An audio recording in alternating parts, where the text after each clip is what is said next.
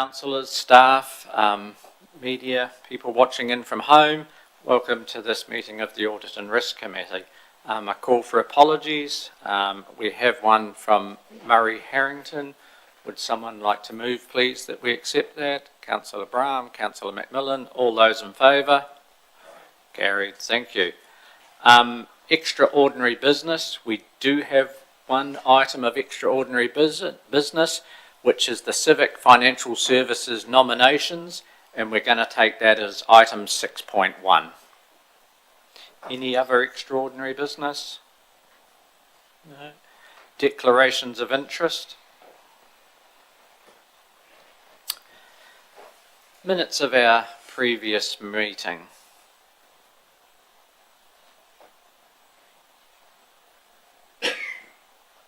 Page 3, 4.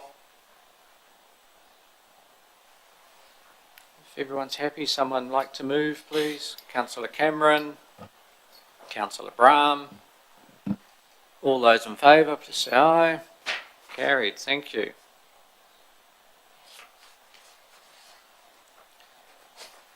Okay.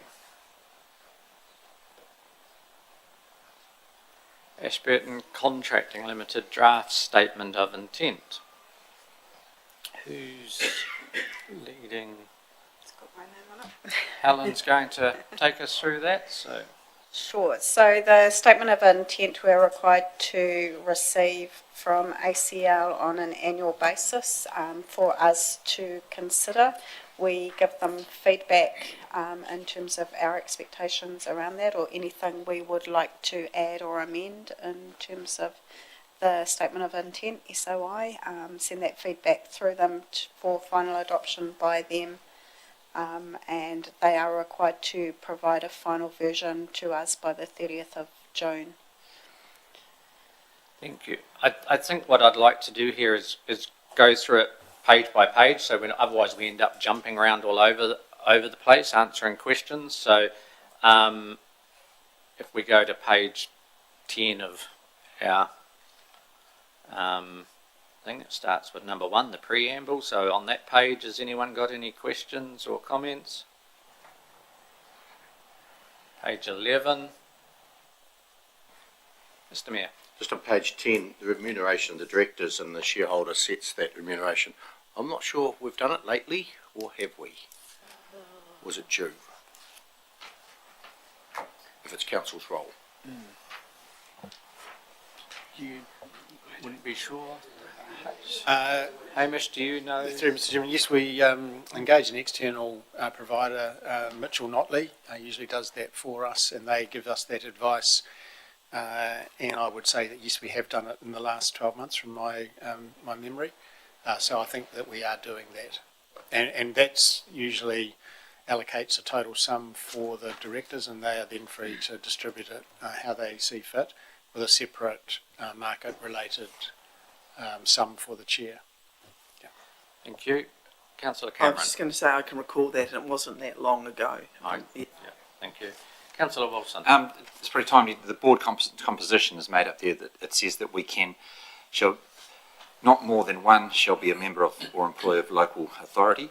Well, obviously we don't have any local authority members on there, but I'd just like to perhaps, could we have a discussion as why we don't have any it's all external appointees.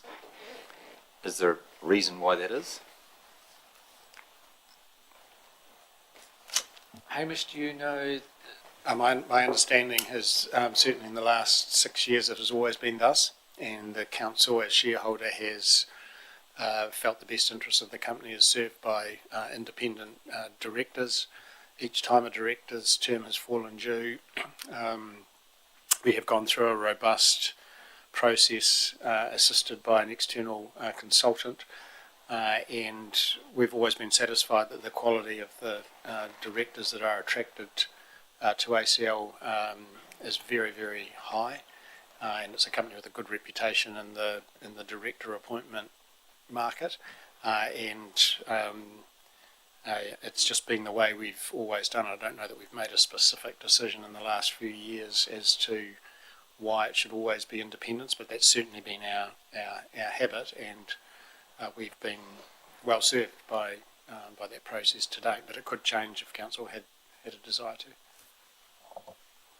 Mr Mayor, did you? Yeah, I see it's a member or employee of any local authority, not just this local authority. If it was from this local authority, the member on there might be conflicted on most things because we do a reasonable amount of business with ACL. But from any other local authority, it's something that could be looked at, of course. Councillor Cameron. Yes, I would support that, some consideration given to that. The way I read that, it doesn't preclude anyone when they have a vacancy of applying for that vacancy, and then it goes to the decision panel to make that decision if they think that person fits the requirements.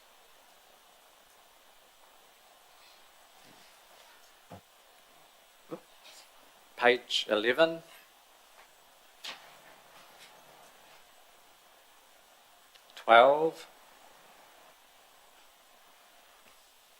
Councillor Wilson. I'm interested in the objectives they put out. They're be successful business, be a good employer, exhibit social and environmental responsibility, conduct because and sound ethics, which you'd expect anyway. The successful business makes a has dividend, has return on investment type scenario conflicts. I know we do mention that later on, but do we want to be putting in there that there is a dividend to the council, or is that the place to put it? Because obviously a successful business might be successful, but if it doesn't make any money, I wouldn't call it a successful business. I would call a successful business something that has a realistic rate of return on its capital employed. So would we be putting something there, or is there another area which you would see we would be looking to change it? Or should we be looking to have a statement of expectation developed from the council's point of view to be given to ACL as the governors to, because this is done by ACL, but which we should be looking a bit more bigger picture than that.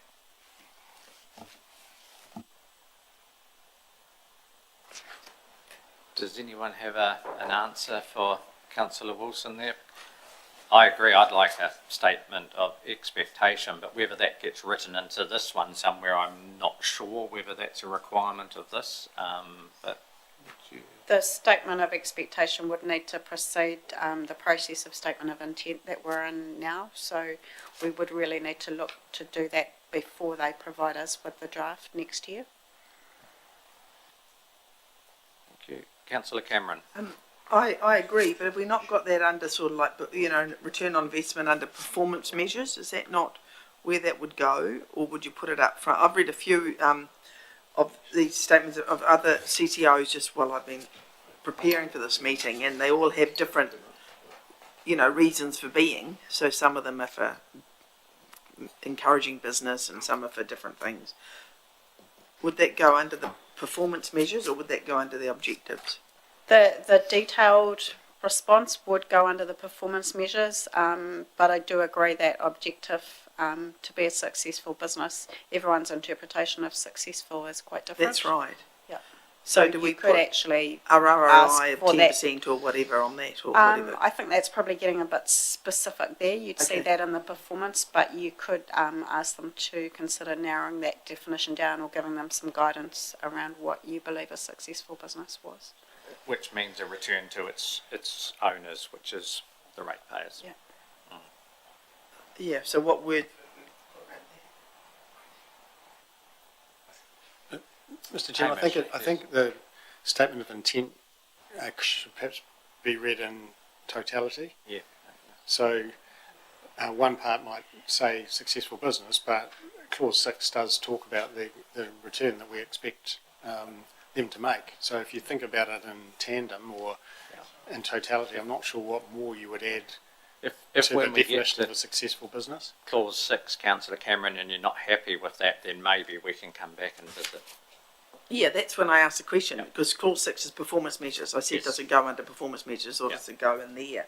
But perhaps we do need objectives to be a successful business. We need to have some sort of measurement standard. Like, they're not smart objectives, are they? There's no measurement there. Do the measurements as assessed by blah, blah, blah, blah, like be a good employee, what does that mean? Do we have to put a measurement there for that? I don't know. I'm just asking the question. the statement of intent wouldn't tentatively go that far, but in terms of the commercial return, then there is an expectation in clause 6 as to what that means. Yeah. Thank you. Councillor Wilson. We do have 3 months between now and, because the current statement of intent is in place until the 1st of July.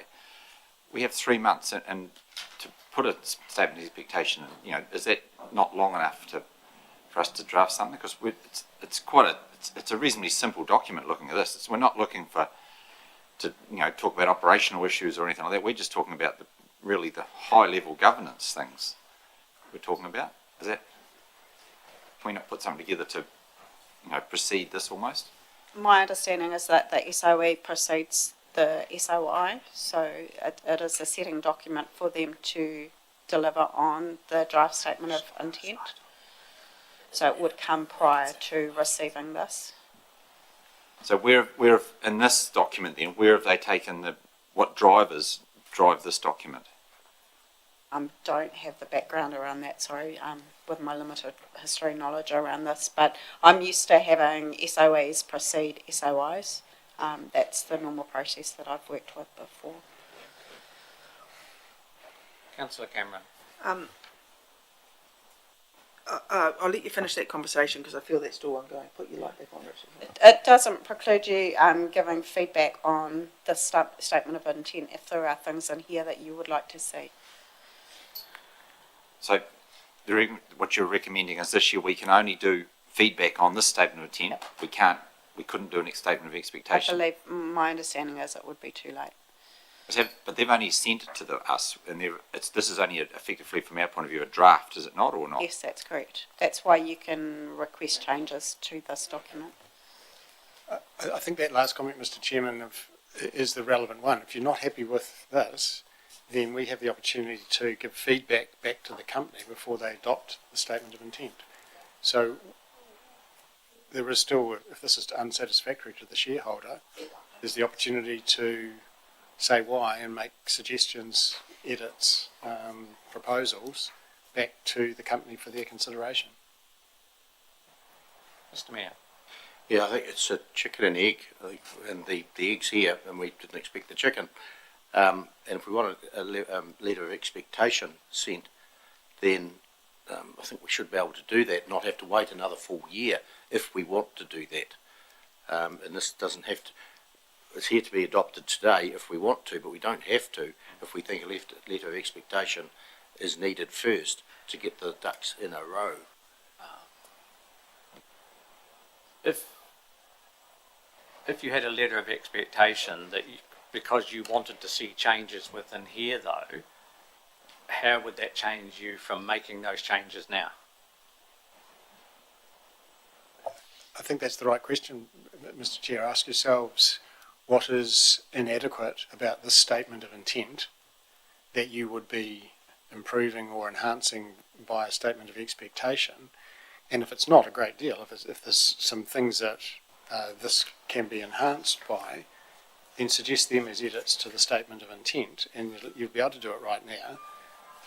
You just won't have a thing called a statement of expectation, but I'm not sure I don't get a clear impression yet of what is inadequate about this statement of intent. Where's the thing that needs enhancing by a statement of expectation? If that can be clarified, we might find we can edit this or suggest an edit of this back to ACL for their consideration, and we achieve exactly the same outcome right now.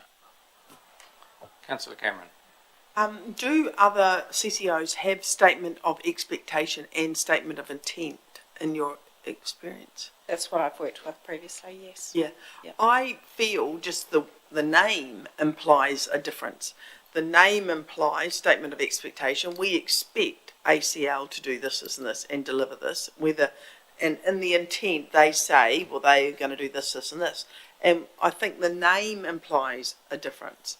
And we can give perhaps, and there'll be a gap analysis on that, won't there? We'll see that they can do this and we want this, and there can be a bit of a discussion around that. So I think there is a difference. I have a question on page 13, so I'll hang up again in case anybody wants to discuss. Yeah. Councillor Wilson. Yeah, I understand what you're meaning. The statement of expectation is telling them it's effectively talking. I would have thought about the amount of capital we have employed and what happens with that capital, whether it's used to expand the company or the capital is given back to us because it's not meeting a desired rate of return, and then it's up to the company to employ that and do what they do with it. But if they're not meeting certain expectations around returns, well, technically they should return the capital to us, or do what that would be where I would have thought expectation would come from. And it's quite difficult this is like almost picking to bits their strategic plan as it was, rather than actually directing them to come up with one. That's what concerns me about us changing this. Because if we change one thing, that could upset all the other bits that they've stacked up behind it to achieve that. Mr. Chair, we can't change this. We can give feedback on it for the ACL board to consider that feedback and finalise their statement of intent. So there is a clear difference of the intent of a statement of expectation. I acknowledge completely that point. But what is it that a statement of expectation would contain?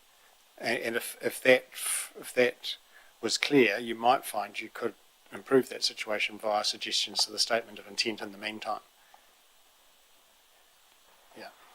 So we'll move to page 13, and I assume the performance measures is Councillor Cameron. Thank you. Just to finish that conversation up, I feel a statement of expectation might say, and I don't know, we require a 2%, 10%, 30% ROI, and there are levers to pull, and we expect this based on that, or whatever. I think it would have some sort of, some direction in it, would be my feel. But I don't know. But anyway, my question is for the accountant, please. I don't understand. I looked up subvention. Subvention payments are payments by a profit company to a loss company and cannot be higher than the loss company's loss. But I just want words to tell me what that means in English, words I can understand, please. It's passing tax between. It's what, sorry? It's passing tax between companies to benefit from tax that's been paid or taxable. So what would an example be in this situation, please? It would be around moving, maybe if we had another CCO, moving between CCOs or moving up to us, but we're not liable generally for tax ourselves as a local authority. So tax law is extremely complicated, and I'm not going to admit to being a specialist in that. Yeah, I don't know how would that affect that performance measure than that subvention thing? Does it make it harder or easier, or what does that mean for that performance measure? Which measure number is it, number sorry? 2, B. performance B. measurement B. Yeah.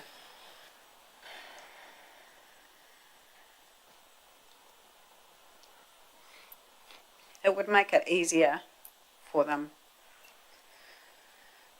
So they're targeting 10% before the tax on the rolling average, but they're taking, so it's about passing earnings over to other companies for tax benefit.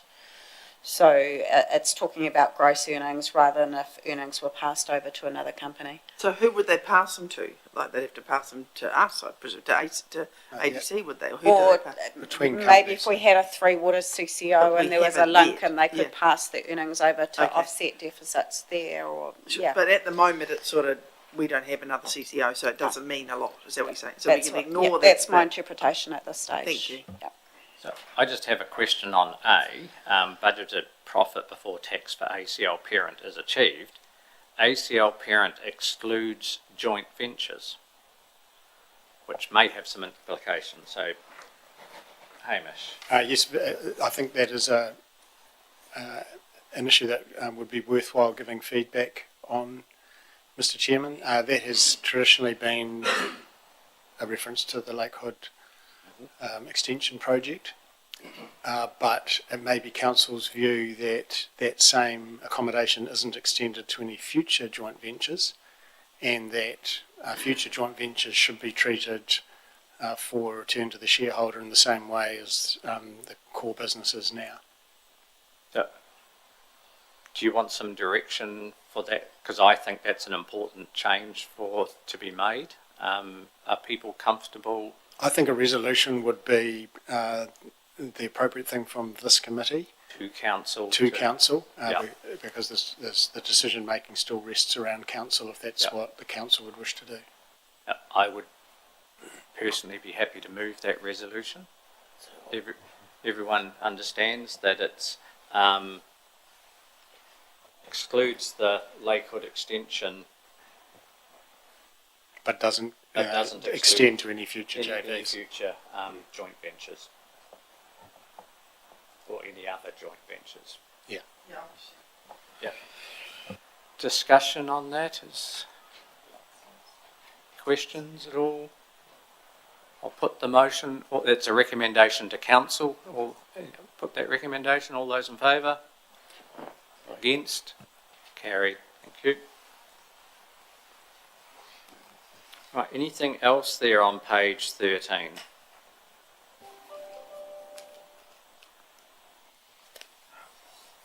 Councillor Wilson? It's a question, it's an open, would the annual rate of return be normally on average shareholders' funds rather than on the capital employed? Because obviously, the shareholders' funds over time,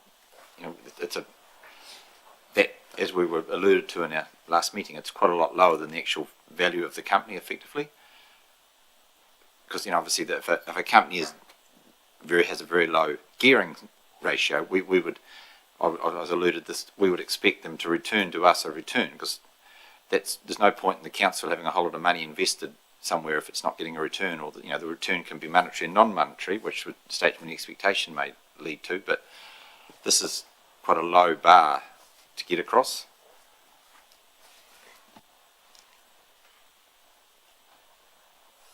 Any comment on? No. No comment on that, Helen, at all?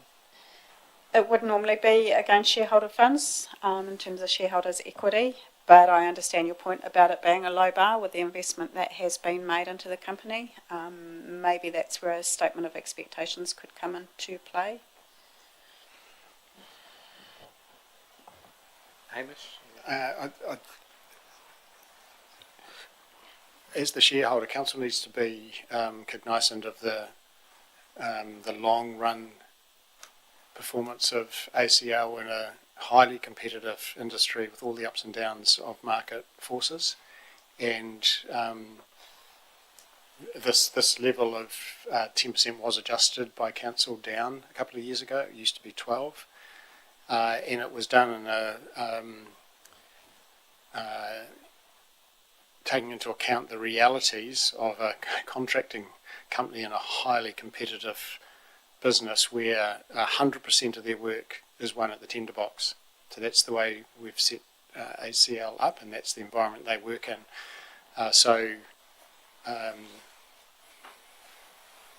It's traditionally been achieved often, but there are years where that has not been possible in the financial world that ACL has operated in. And I recall going in that last year before COVID was a very difficult year for the company, and they weren't going to achieve that. So we can describe it as a low bar in the context of a couple of record years.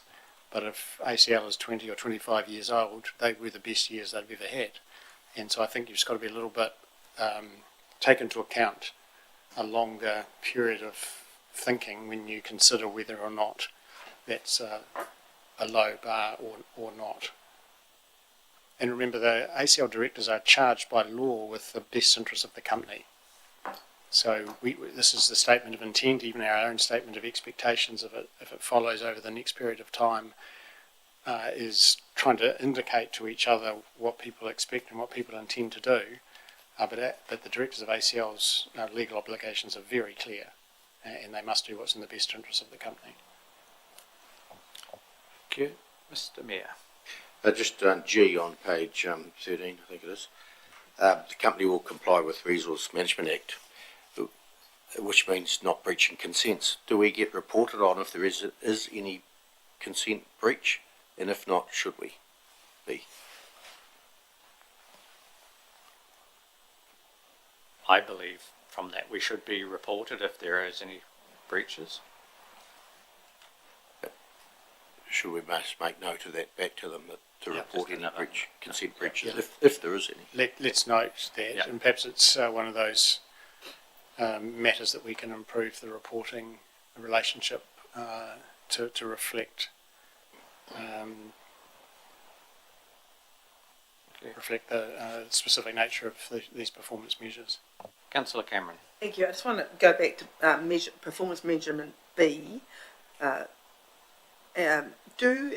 Before the directors put out the statement of intent, do they look at other companies, comparative companies, to decide 10% return, a target of 10%? Oh. Is there other considerations in that, or is that just a rollover I from? think it was us who decided 10%, not Yeah. them. Well, have we looked into what, I don't know, I don't know what another comparative, Fulton Hogan or Heb or whatever, whoever's in that space, what they achieve, and is that a reasonable is it reasonable? Reasonable for us or them? Well, reasonable in general for what we can expect for a $20 million investment. Is that what other companies valued similarly in this line of business return? Not sure. I think that would be, I presume the directors looked at that before they set the expectation and went for the median or whatever. Yeah. But I'd like to see that working out and understand that market. Hamish. I think in this case, without being able to speak for the directors, they are well aware that up until perhaps this discussion, that was acceptable to the shareholder and to the company, and so they have they've proposed the same measure for their rate of return that's been acceptable to both parties in the past. So I don't know that they will have done an exhaustive exercise on what any other contracting company has agreed with their shareholder. I imagine they have relied on the fact that this has been an acceptable arrangement to the parties historically, and are proposing to continue it. They're not proposing to reduce the return because they've known that this has been the acceptable place historically. Yeah, I accept that, Hamish, but I think I would like to see some justification for that return on it. I mean, it may well be a magnificent return, it may well not be, I don't know, but I'd like to get a vibe. But is that reasonable? That's all, just a test of reasonableness, and perhaps the directors or perhaps the chair could advise us, yes, we feel that, because they know the sector better than we do and they know what similarly based. Some of the other directors on other boards, and they may know. They may have a and comparison. so we might be able to So we just find- need a note to Yeah. say that we've looked into this, and I'm sure they have. The other thing, I have another question, may I say, please? Isn't it? These standards, the ISO 4500, no, 45,000, and there's another standard, 14,001 and 9001, the quality certifications, are they, and this is again for the board, are they measurements by which they get extra work? Are they measurements that they need to achieve before they can tender for certain things? Or are they costly? I don't know. On some tenders, when there's non-performance measures, by having those accreditation, they will score higher in those areas, which will help them achieve getting that. So the cost, then of course, I think they're very vital and I think they're important, but I would like to understand, like, we'll maintain this ISO 9001, well, I assume, that seems reasonable. Are they improving that as we go through, or is that the national industry standard? I'm guessing it's It's a national industry standard, like our water laboratory needs its IANZ accreditation. Sure. This is the same sort of thing. Sure. It's So do we need to maintain national standards, or is that accepted? That's what that is. That's what that That's is. what they're Maintaining saying. that is a national standard. But that may change to a 9002. The government expect us to, sorry Hamish, the government expect us to maintain it with the water. They don't trust us to do it. They put certain parameters in there. I don't think the number will change. What they have to do to achieve that may change, but it will still be ISO 9001 or whatever it is. Yeah.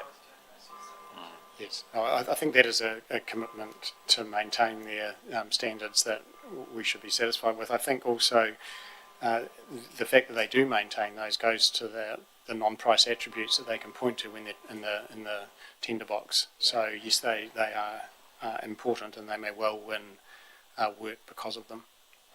Councillor Wilson. I understand you've talked about B with the return and how it's difficult to change at this late hour because they will have their plans for next year. But I'd like to put a motion that a statement of expectation is developed by December 2025 for ACL, because that's my motion effectively. Thank you. So we have a motion. Are there any questions of that? So just December, I'll just ask Helen, at December 25, would that make common sense for it to be that timing, I suppose, is just the first? Yeah, just conscious of the change in council and being able to fit that in with some conversation in between. It may be more appropriate. Just trying to think in terms of how the timing of this, maybe by the end of January, sort of. Not sure how council sits through that period, but Certainly a time of change, and some of the threads of work being done by one council needs picking up and reweaving into the new council. I think I would understand the intent, if I'm right, Councillor Wilson, that it is received by ACL in time to impact next year's statement of intent. So whatever time frame that meets that need would be the time frame. I think that would be sensible. Yeah. So you're happy with that, maybe not having that definite December day, and you're happy Yes, with I'm that the Chief Executive is, the intent is to have it ready to go so that the next council has a statement of intent to look at and to balance out against what the statement of intent is, rather expectation right around. Yeah, thank you. Any further questions? Not a question, but I'll support that. But I was just, Hamish, you mentioned the 12%. When was that? Was that, I do remember discussing it, and I do remember going back to for feedback, and I remember the feedback back from ACL was actually we want to come down to 10%. How was that pre-COVID? Yes, it was. Yeah. If I had to, I could look it up. We'd need to look it up to give you an accurate answer, but my recollection is that it was this time of the year in about 2020. Yeah.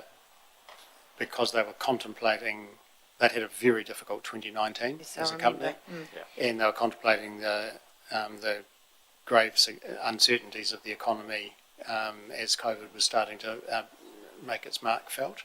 Yeah. And the council of the day agreed to reduce the return on investment to 10%, acknowledging that it's a 5-year rolling average, and the intent of the 5-year rolling average is to try and acknowledge that contracting is a very volatile and competitive industry, and there are years that are better and the years that are harder, and that rolling average is the way to assess the performance measure. Not it was only 9.8 this year, therefore they've failed. That's not what that measure is intended to be. It's intended to be over a reasonable period of time to acknowledge the particular industry that ACL operates in.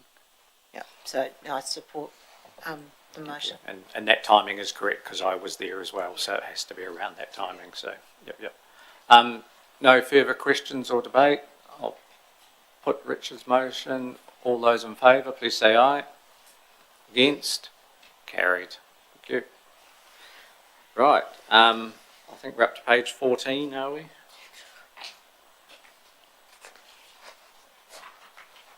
Questions there? Councillor Cameron. No, I'm on page 5. Beg your pardon. Okay, we might be there in a second, I think. Page 15 now. Councillor Cameron. Oh, no, you were beaten. Councillor Wilson. Page 14. I just wanted to draw everybody's attention to number 9 and the relationship between the company having an equity to assets of 50%. That what we're allowing the company to have, the return and the assets and the growth is all, the three are linked together, and so 50% they could actually borrow a lot of money to expand. And that's where I think we're lacking that expectation to, if we want the company to grow massively, that's great, but we haven't actually indicated to the company what we want them to do in that area. So that's why I wanted a statement of expectation. Thank you. Mr Mayor. Just on page 14, number 8, financial forecasts, we'll get budget projections for 30 June 26 and 27-28. Have we received them yet? Because this says here they'll feed into our annual plan. Have we received them yet? I believe we have. I think that's the figure that we amended about a month ago. But Hamish might be able to. I think so. I just need to Or did we just make that assumption because they'd been to see us and told us? Then I think we changed it. I'm not sure if we got an official. It was actually the other way around from memory. Okay. We had set a figure, and we made it clear that was our expectation. So I recall the chair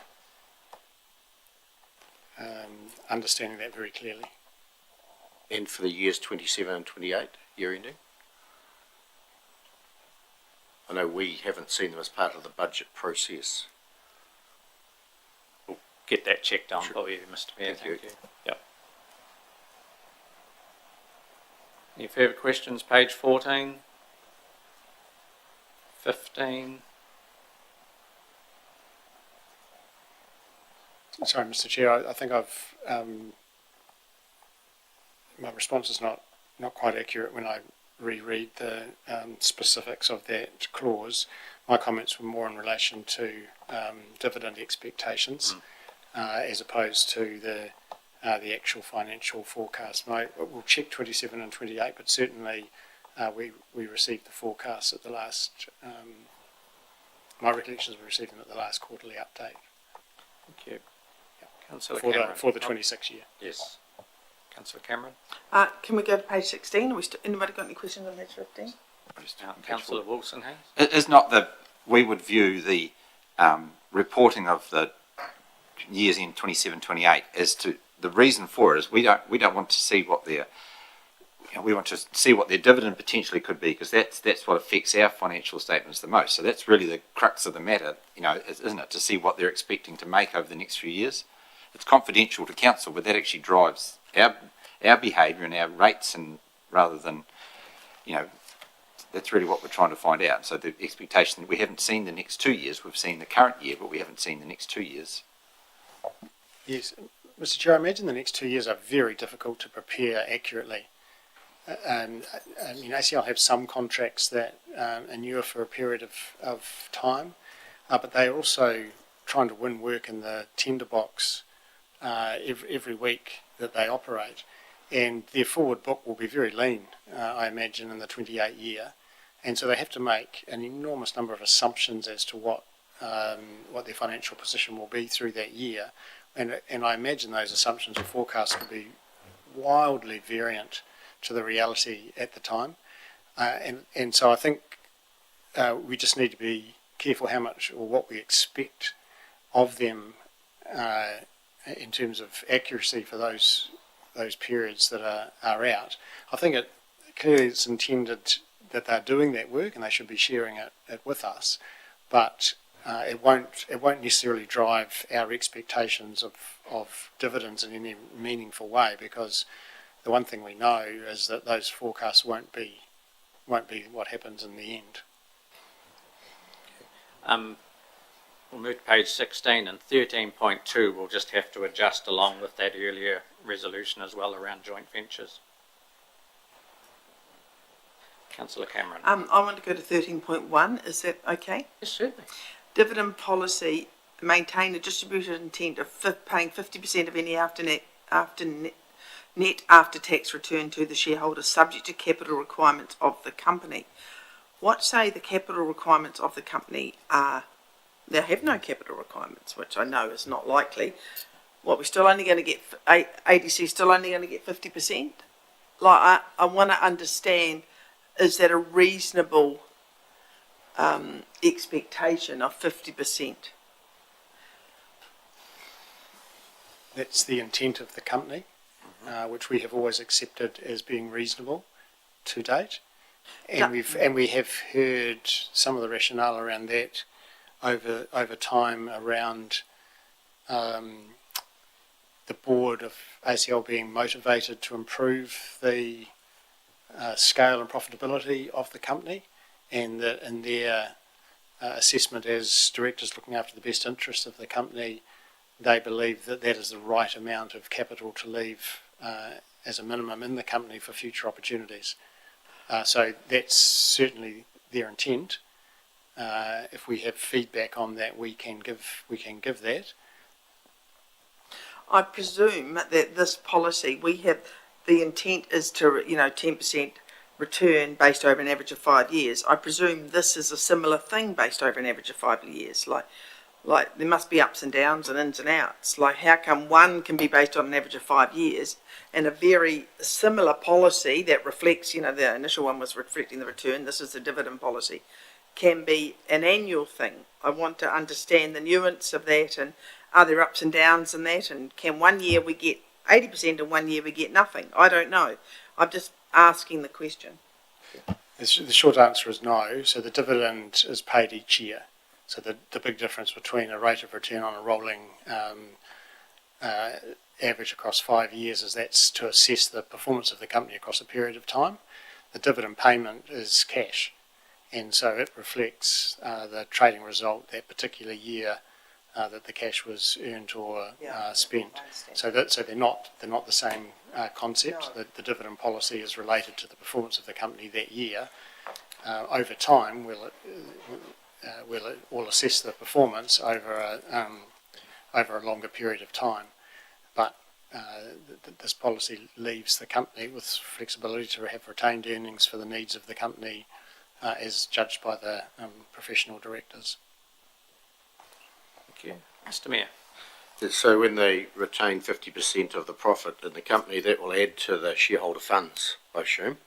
The shareholder funds will go up, and the 10% is on those shareholder funds. So every year the return on investment gets harder because they've got more shareholder funds every year. Is that correct? I think we just need an explanation of shareholders' funds and shareholders' equity. Yeah, well, you're correct. It would generally be one and the same. Yep. So I believe your statement would be correct. So the 50% that's after tax net profit that they retain, we'll be expecting a return on investment on that of 10% on a rolling 5-year average. Yeah. Thank you. Thank you. Just on 14, the charitable gifts policy, I think it'd be quite nice to see also a list maybe once a year or something of the monies and what charities they've supported through the year. I don't recall them coming to council for any gifts in excess of 20,000, and my question is this just monetary gifts, or if they do an asphalt track in the Domain, say, as a charitable gift, but it's worth, how do they establish the value of that? And if it's not a monetary one, do they have to come to us and ask for that? I don't understand. I think the short answer is yes, and the fact that they're not coming to us would indicate that they have none of these above $20,000. Yeah, but it'd be quite nice to see what charities they have supported. Yes, there could be 15 at $19,000, which they haven't had to come to us for. And correct. Yes, there could be. So I think maybe we make a note of it, and it's a question we should ask the chair when he next reports to the council. Thank you. Councillor Wilson. Could we gain some clarity around the subject to capital requirements of the company? Because it was brought out in council when we talked about renewals versus capital versus funding for depreciation, and that same logic is that if it's replacing trucks to keep the truck fleet in the best possible state, that's very understandable. But if it's buying another piece of machinery to do another contract or growing the business another way, that's a different, that's a different strategy that we're looking at. But so just it'd be interesting to understand the capital requirements. There's different levels of capital requirements. There's BAU, business as usual, or there's other stuff. It'd be great to understand that so that we do understand where the company's going. That might be another. Oh, what point was that one? Sorry, the secretary just asked. 13. Yeah, thank you. Might be another good question to ask when Alistair comes in here, just for clarification. Yes, I think that's right. There's a whole range of different reasons why the company might need capital, and they'll have different drivers. It could be new work being one, it could be opportunities they see, it could be replacing existing material. They might need capital and cash to merge or acquire another company, so the need for capital could be a whole range of issues. Councillor Cameron. Thank you. With regards to the charitable contributions, we did bring that up in my first term of council, I think I asked a question and they were going to report on it. So it should be reported, and I have seen it reported on occasion when they come in. They may just need a reminder, maybe. Or they may not be doing a lot. No, they may not. Yeah. Councillor McMillan. I want to speak on that as well, and I think they reported that they made a $20,000 donation to the ice skating rink up at Staveley. But that was just a report back. But all the other, I mean, the sponsorship they have with rugby and netball and all that, that doesn't get reported on. And I do remember Councillor Cameron asking for that, and I don't think we've had anything formal. Okay. Sorry.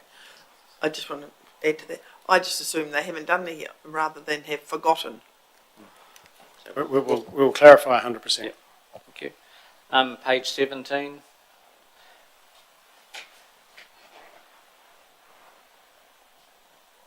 At 15.2,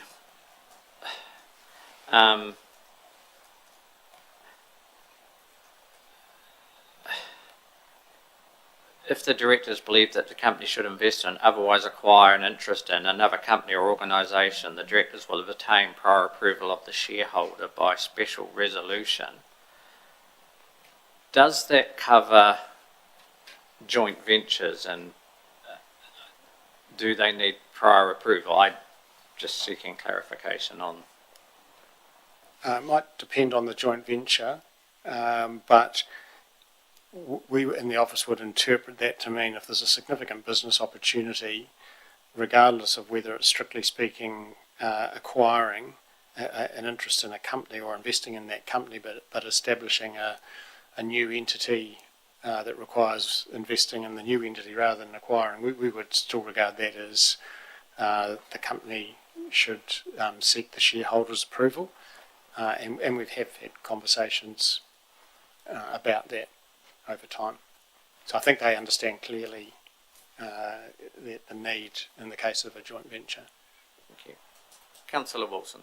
Can you explain to me, probably it's an accounting question, 15.1, I understand the weighted average cost of capital is a number that you come up with, which is what you believe your capital is costing you to hold. What does that mean by that, of the proposed investment? What does that mean by that statement in 15.1?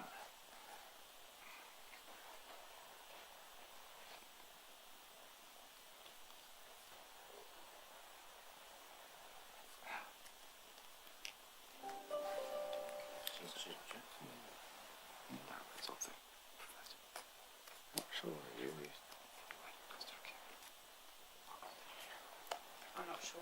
Because I would have thought you would say that required to meet the weighted cost of capital of the company, and it's agreed by the company rather than of the investment. Because if we said it was at a 1% return, it's met the investment. It doesn't. The two don't meet, do they? Effectively, It seems a bit circular, is my understanding of that. So we'd like a bit of clarification just around that, please. Yep, thank you. Any other questions? Page 17, 18. That's pretty just carrying on to 19, 20,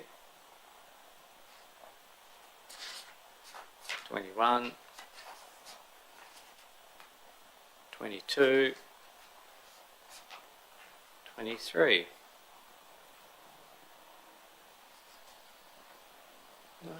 So back on page 5, there's a recommendation there, which then does cover the changes and questions we had, I believe. Someone happy to move that? Councillor McMillan? Yeah, I'll move both of those points. Thank you. Councillor Cameron seconding. Could I just suggest, Mr. Chair, that the resolution can't be exactly that, because it talks about advises the ACL board of any comments. We have made comments, so it's actually advised the ACL board of the comments of this meeting.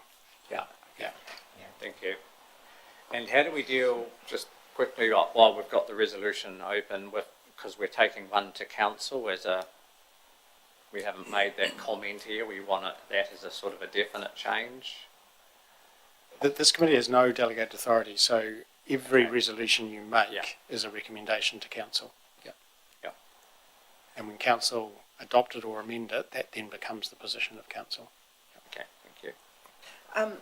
So we've asked for a statement of expectation, and we've had various things that we've sent back to ACL for clarification. Does that mean we still accept, do we accept the first one or the second proposal with suggested changes? So the way I interpret it is you've received the draft statement of intent from the company. Yes? So that's clear, that's number one. And number two is we now go back to the company with our comments on that statement of intent. I don't, we may advise them separately that council intends to prepare a statement of expectation, but that's not really a comment on the draft statement of intent.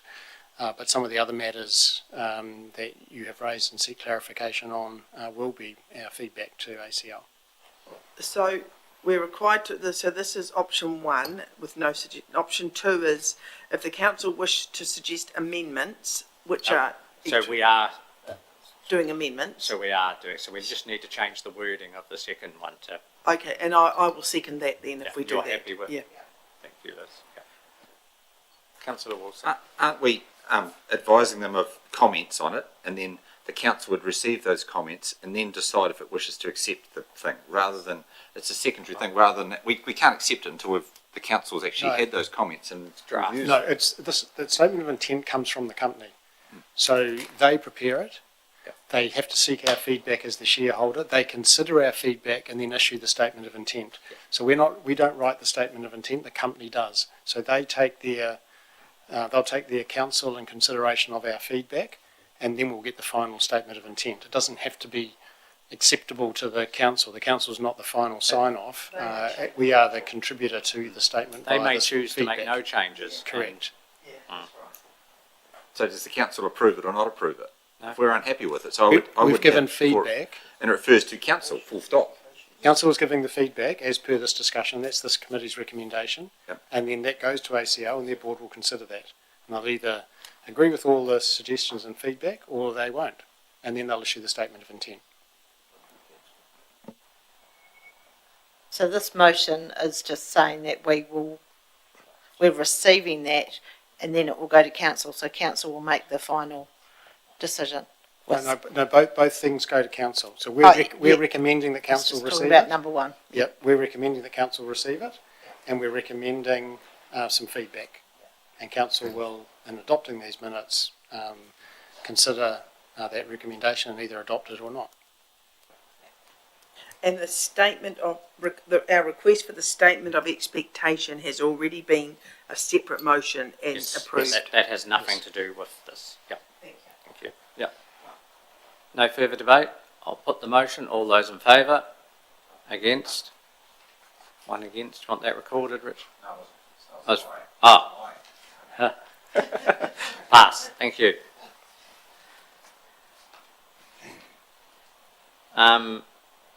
Riskpool.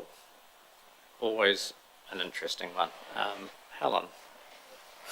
I'll throw you in the deep end here. Erin's going to come up and take us through Riskpool. It's something we've all, I think, already been there. Each year we seem to. Welcome, Erin. Thank you. Through the chair, this is a follow-up from the report that came through council in December that was preempting a call for additional funds from Riskpool. This report basically outlines that we've received the letter at the start of the month and the amount, glasses would be good, as $17,404 plus GST that they're calling from all their shareholders. If you remember that they were still not able to wind up their operation pending the resolution of existing claims. Thank you. If we chose not to pay this, what would the consequences be? You don't actually have that choice. Our obligation as a That's member of pay. Riskpool is to Yeah. respond to calls from the company. That's it. that decision was made a long time ago, basically, and taken out of our hands. This is just, yeah.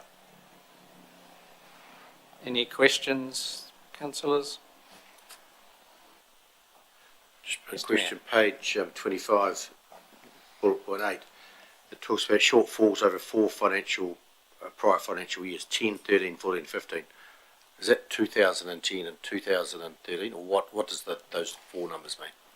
Yes, that's correct. It is the years 2010, 13, 14, 15. 15. So we haven't paid anything in since 15.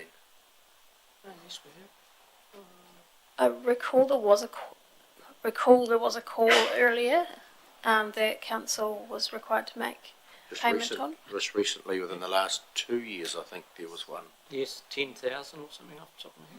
I think it was much bigger than this. This one's this was considerably smaller than the last call. I think those contribution shortfalls are going to alter because of the uncertain claims environment.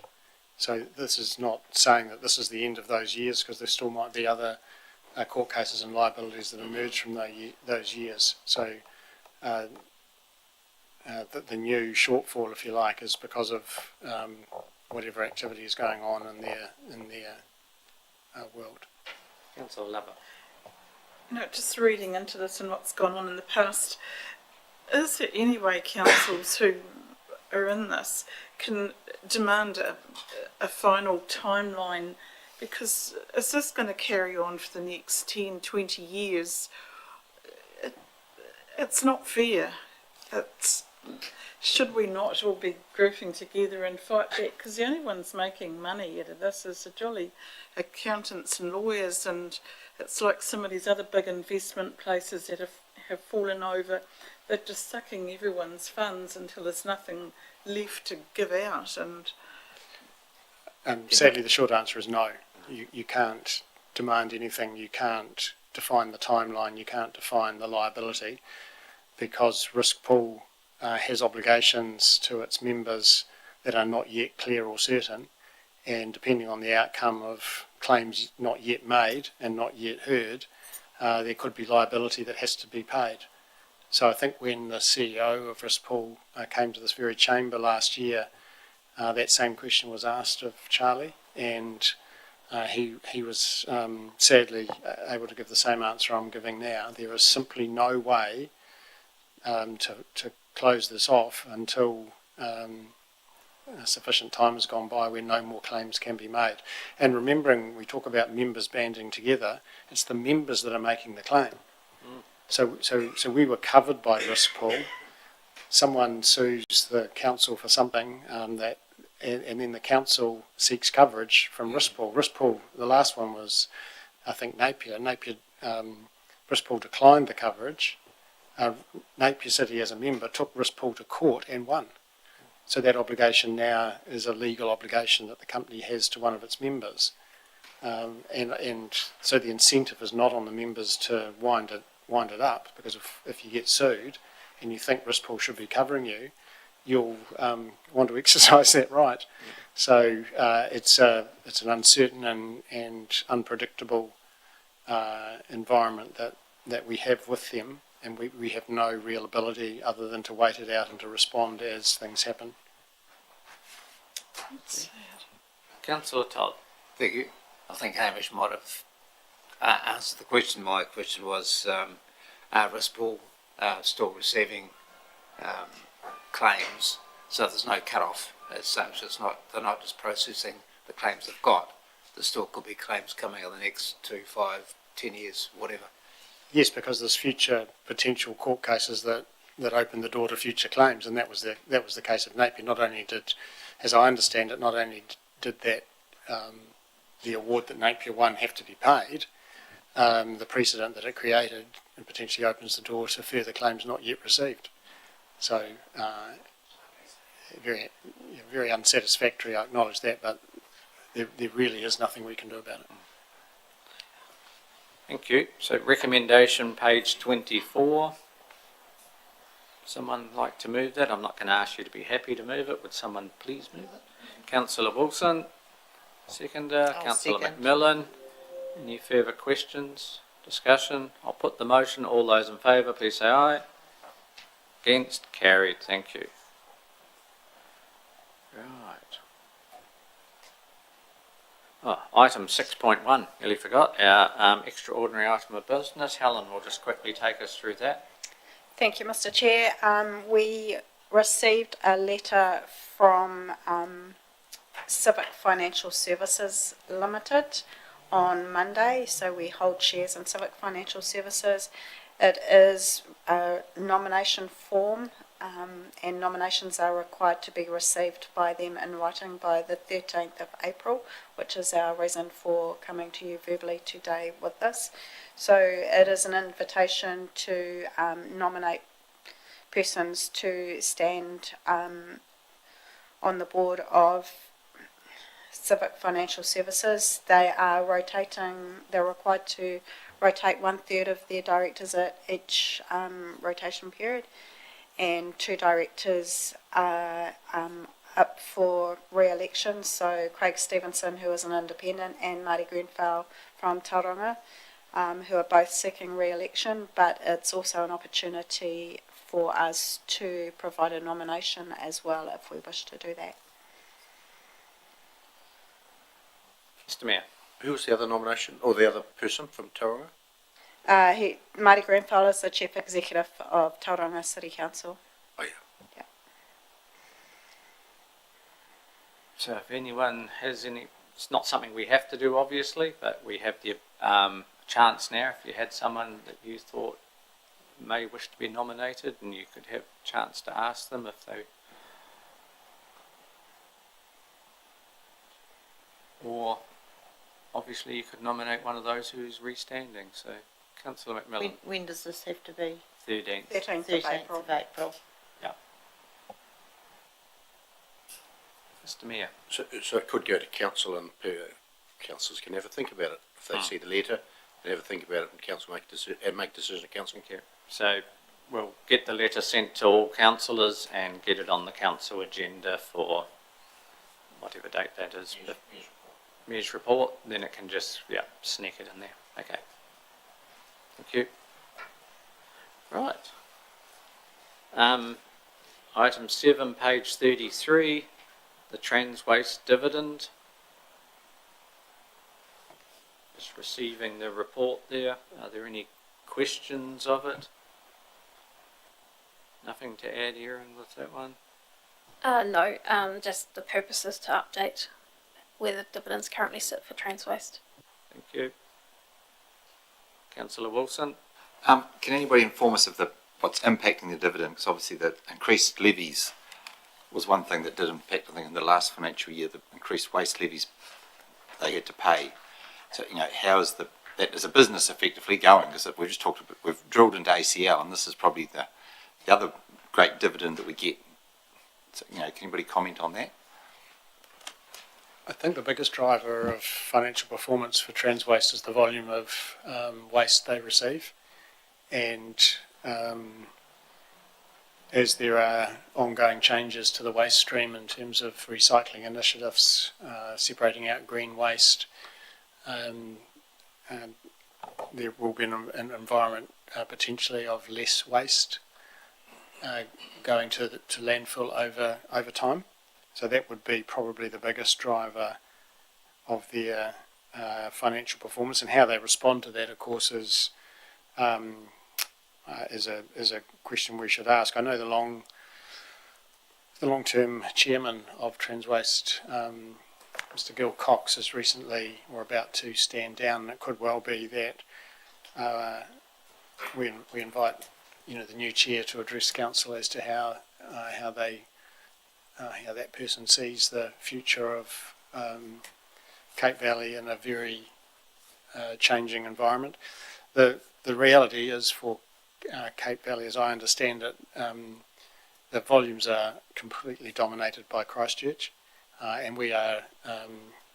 It's a good solution for our waste, and we're happy and always pleased to be a shareholder, but we are a very, very small shareholder compared particularly to Christchurch, and the volumes of waste from Christchurch to Cape Valley swamp anything that we do.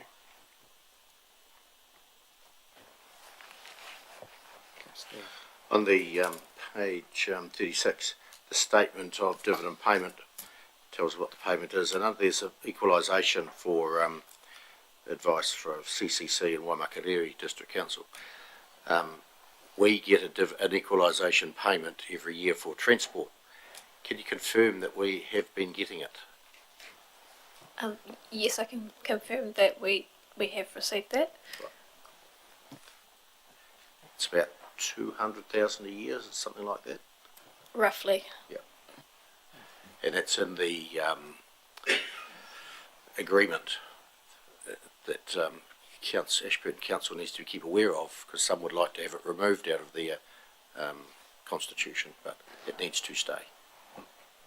Councillor McMillan. Just a comment, so I've got the Waste Joint Committee and the Canterbury Regional Landfill Joint Committee meetings on the 7th of April. I know that Transwaste have got a meeting next Monday, and I would expect that there'll be some updates on a chair. And regarding that transport monies, I think I asked in the one of the budget workshops where that came back to, and I think that gets allocated to the waste budget. So I'm sure, Neil That's McCann correct. said that it had gone through to that. Yes, it's separated from the dividend for Yeah. recognition. Yeah, so it's not part of the dividend. And I will give an update on my meeting on the 7th through a councillor report as well. You're happy to move while you're there? Yeah. I'll move. Thank you. We have a mover, seconder, Mr Mayor. Thank you. Any further questions, debate? Put the motion. All those in favour, please say aye. Carried. Thank you.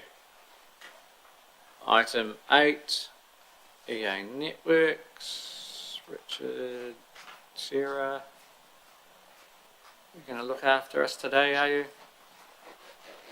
Yes, absolutely. I'm happy to answer questions. I've done a bit of deep diving into things, but pretty much in terms of February, if you compare with last February, we are about 17k up on casual fees and memberships compared with February last year. That's clearly this report is year to date, but I just wanted to do the comparison for you.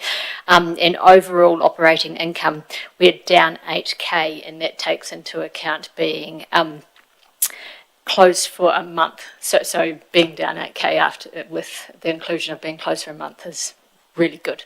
So we're happy with that. Our budget for income, we were, I guess, optimistic and still trying to meet the challenge, but we actually increased it, rightly or wrongly, by 11% last year to this year.